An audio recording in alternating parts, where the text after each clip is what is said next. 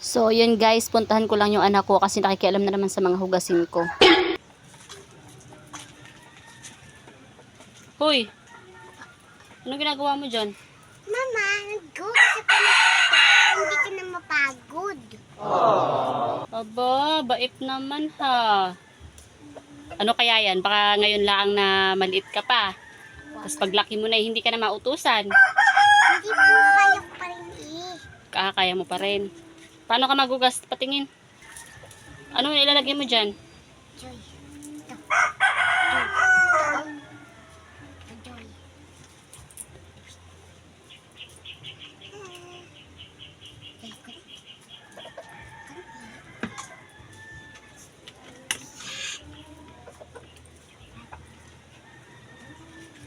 Dapat hindi ka pa naghuhugas at baka mamaya hindi mo maayos yan. Ayos ko po ito. Sure ka? Baka hindi ah.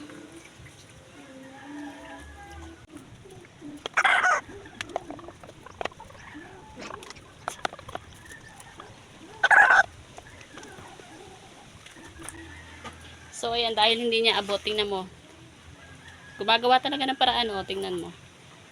Nakapatong siya sa upuan kasi hindi niya po abot yung hugasan po namin ng plato.